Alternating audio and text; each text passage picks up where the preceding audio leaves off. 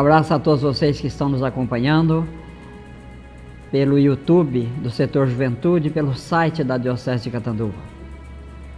Vamos falar hoje sobre um assunto importante, que é como ler e entender a Bíblia.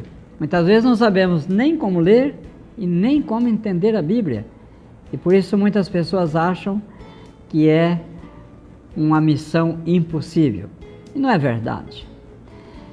Nesses programas eu estou seguindo este livro do professor Felipe de Aquino, Ciência, Fé e Harmonia. Você pode adquirir esse livro nas livrarias católicas ou pela editora Cleofas. O conteúdo do programa está nesse livro. Caso eu use nos próximos programas outro livro, eu vou indicar para vocês.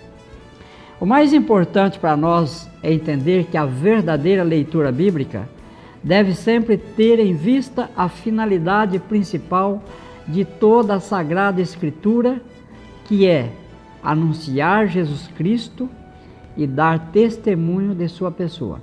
Muitas pessoas acham que a Bíblia tem outra finalidade, pois não conseguem entender.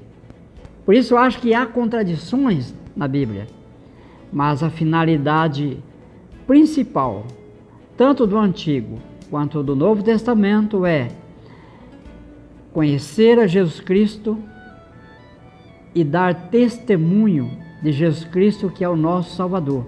Anunciar esse Jesus Cristo para nós. A Bíblia quer fazer isso. Então essa é a grande finalidade da Bíblia. Anunciar Jesus Cristo e dar testemunho dele.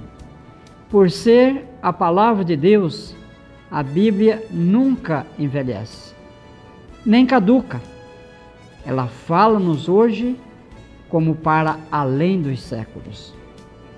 Cristo é o centro da Sagrada Escritura.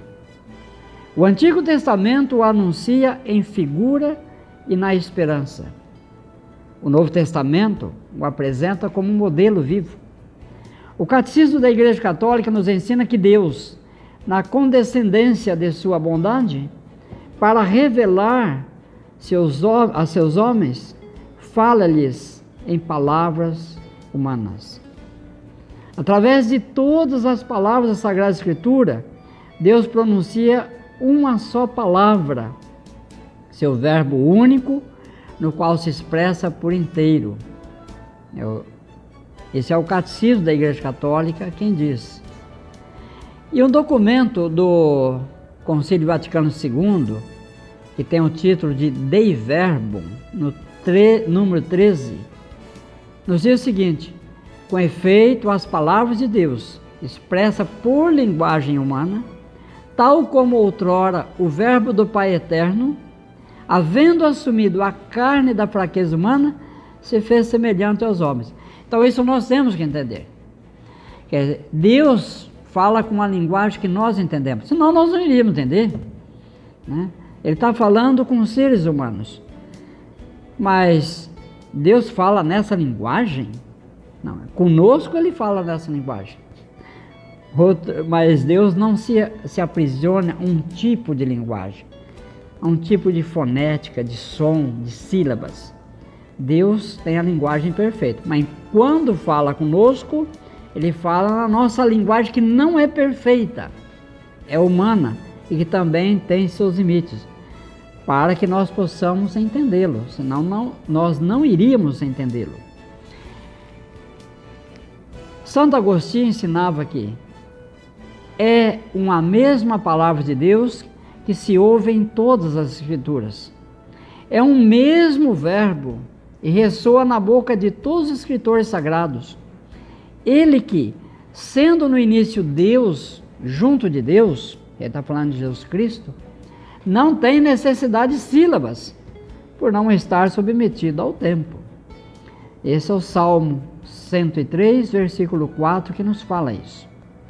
Somente as palavras originais com as quais a Bíblia foi escrita, hebraico, aramaico e grego, foram inspiradas. As traduções não gozam do mesmo carisma da inspiração. É por isso que a Igreja sempre teve muito cuidado com as traduções da Bíblia, pois podem conter algum sentido que não foi da vontade do autor de Deus. As traduções devem ser fiéis aos originais, e isto não é fácil. Por isso, quando você for ler a Bíblia, veja quem traduziu, veja se aquela tradução está autorizada pela igreja, porque a igreja somente autoriza traduções feitas por peritos em Bíblia, nas línguas originais nas quais a Bíblia for escrita, as línguas originais que a Bíblia usou para transmitir essa mensagem para nós, para que não seja falsificado aquilo que Deus falou. Então, os hagiógrafos foram inspirados para escrever a Bíblia nas línguas originais, grego, hebraico e aramaico. Porém, quem está traduzindo não tem inspiração de Deus, pois quem está traduzindo tem que saber o que está traduzindo para não mudar a mensagem da palavra de Deus. A interpretação da Bíblia é muitas vezes um ponto de dificuldade para muitos homens e mulheres da ciência, por acharem erroneamente que a Bíblia possa ser um retrocesso para a ciência. Tal receio não tem fundamento, uma vez que a Bíblia não é um livro de verdades científicas, mas apenas de verdades religiosas, especialmente no que se refere às origens do homem e às origens do mundo, é onde os maiores questionamentos surgem. Por isso, vamos examinar alguns desses pontos durante os nossos programas. E deixo aqui o meu abraço a todos vocês. Até um próximo programa, se Deus quiser. E fique com a bênção de Deus, em nome do Pai, do Filho e do Espírito Santo. Amém.